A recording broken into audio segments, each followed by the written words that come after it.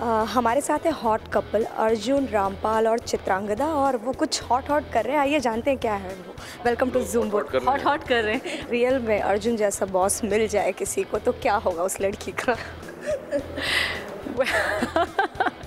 क्या What am I supposed to say?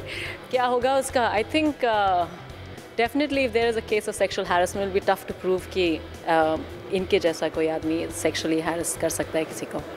It'll be a tough one. मुझे नहीं पता, मुझे नहीं पता। मैं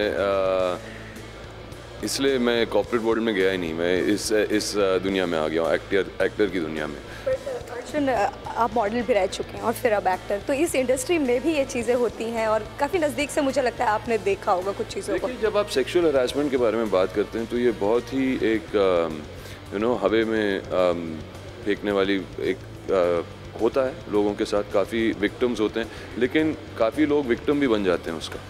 यानी कि बहुत आसानी से एक लड़की एक लड़के पर एक इल्ज़ाम डाल सकती है जो एक उस इंसान का करियर ख़त्म करते हैं। तो और ऐसा भी हुआ है जहाँ पर बहुत सारे CEOs हैं बड़े बड़े कंपनीज़ के। हमारे इंडस्ट्री के अंदर भी काफ़ी लोग हैं जिनको ऐसे हादसे से गुजरना पड़ा। एंड यू हैव सीन कि 90% ऑफ लोग विश्वास तो लड़की का ही करते हैं। तो वो बोलते हैं हाँ नहीं, सॉफ्ट टारगेट बनाती हैं लड़कियाँ।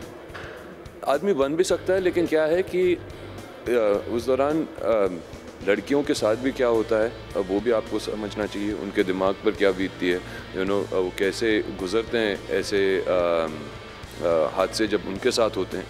मगर ये फिल्म सिर्फ सेक्सुअल हरासमेंट के बारे में नहीं है।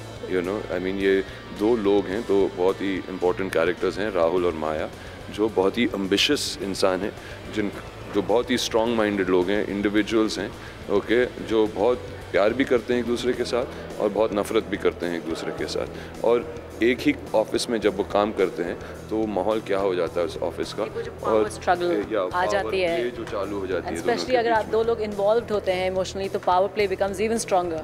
सो I think the film is a lot about that and that's why I think ये पिक्चर देखने के बाद सभी जाएंगे वापस ड्राइंग बोर्ड में अलग अलग ओपिनियंस लेकर और सोचेंगे कि हाँ वाकई में हमको ठीक से सोचना चाहिए कि अगर सेक्सुअल हरासमेंट एक क्राइम है तो उसके रूल्स और रेगुलेशंस क्या हैं, क्या कायदे हैं, और कानून को उसके बारे में सोचना चाहिए ताकि विक्टिम भी आदमी ना बन जाए और विक्टिमाइज भी ना हो। किसी कॉर्पोरेट कंपनी में जाके किसी से मुलाकात की आप लोगों ने, कुछ जानने की कोशिश की कि क्या होता है एक्चुअली, ऑफिशियल जो एक्टिविटी वो होती है वो क्या होती है? आई मीन चित्रांगदा को वो करने की ज़रूरत नहीं पड़ी क्योंकि वो तो रोज़ सेक्सुअली हरास होते रहती है सब जगह जहाँ भी जो जाती है।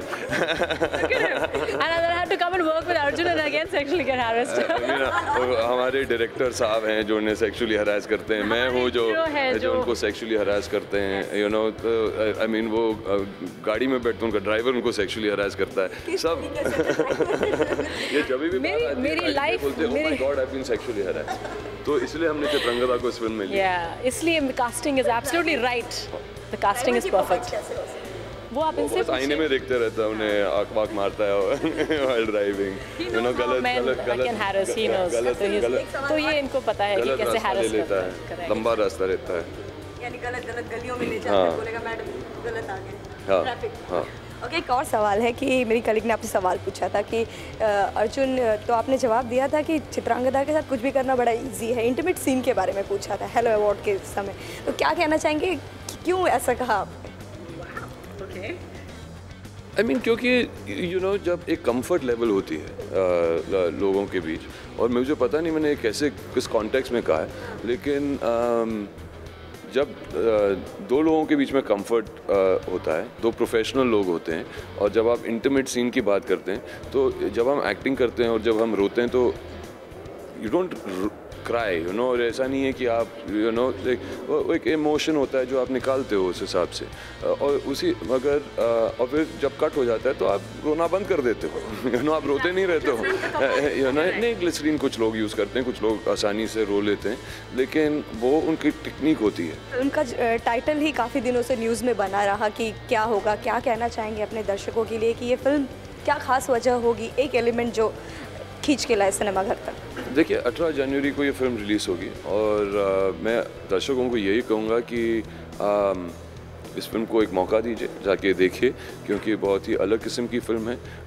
इस फिल्म के ज़रिए आई थिंक आपको काफ़ी कुछ जो यंगस्टर्स हैं, जो जाके अपनी ज़िंदगी की शुरुआत में हैं और बहुत ही एक्साइटेडली ऑफिस में जाते हैं या ऐसे माहौल में जाते हैं, और अगर उनके साथ ऐसा कुछ हुआ तो वो किस तरीके से अपने आप को बचाएं या कैसे अपने आप को ऐसे सिचुएशन में ना लाएं। विश करूंगी कि आपके फिल्म एंकार लोग देखने आएँ और लोग पसंद करें। 18th of Jan.